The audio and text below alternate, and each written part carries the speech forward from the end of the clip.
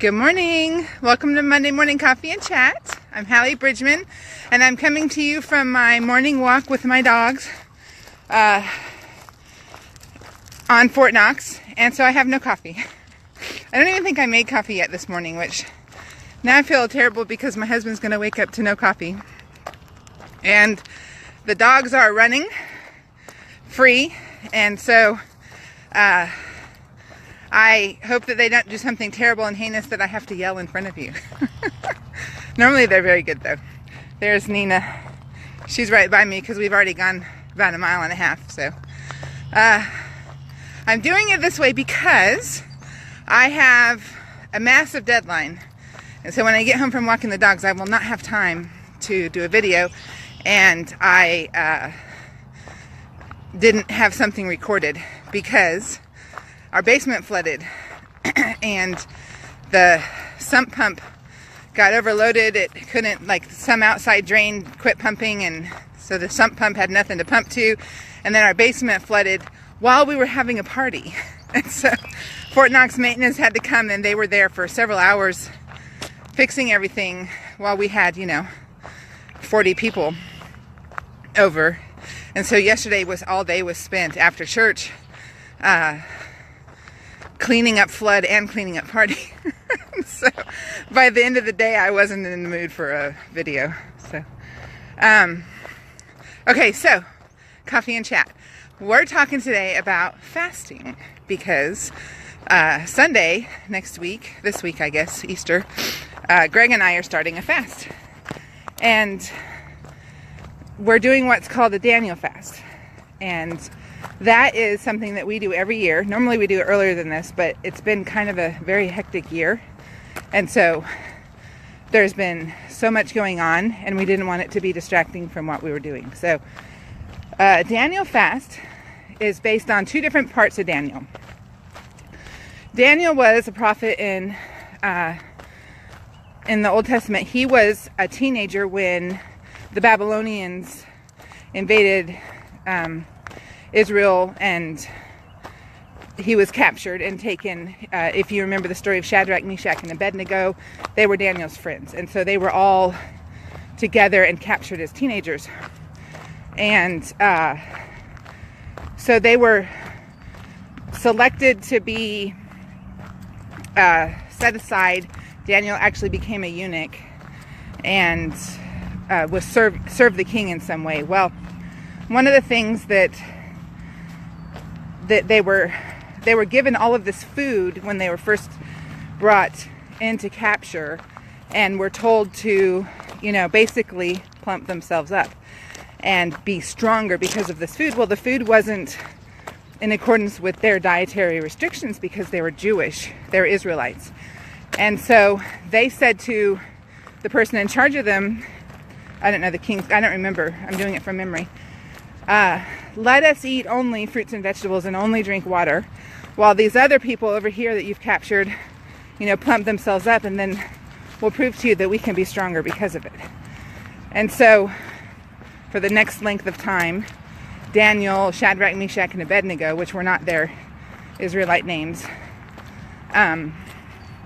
ate only fruits and vegetables, only drank water, and then in feats of strength, beat these other people to the ground.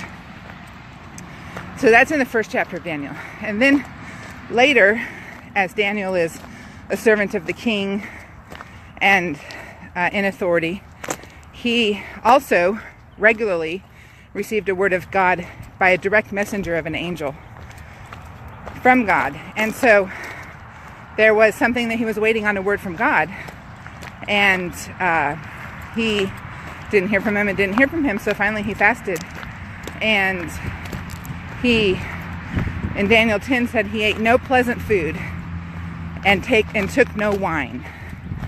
And so basically that's the gist of the Daniel fast. And so people today who do the Daniel fast, they do only fruits and vegetables and only water to drink. Oh, and then the no pleasant food and didn't drink any wine was for 21 days. And so they do it for 21 days, only fruits and vegetables, only water to drink. And then more focused praying, more focused devotional time, and seeking word from God during that time.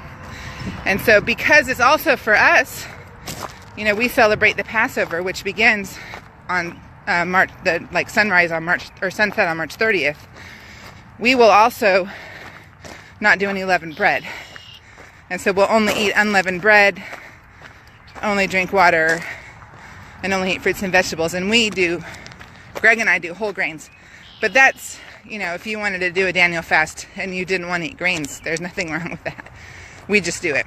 And no pleasant food means, to me, like sugar and, baked goods that could be made with only fruits and vegetables. So basically it's like a whole food, pure food, vegan diet with no sugars, and other than what's naturally found in fruits. And so I look forward to it every year, and normally we do it in January. And so I'm so thrilled to have found, or to have finally been able to get to the point where we're able to do it. And my dog's just got something. It better not be a skunk. I will be really sad. Emma, leave it. Good girl. It looks like a possum. Poor possum.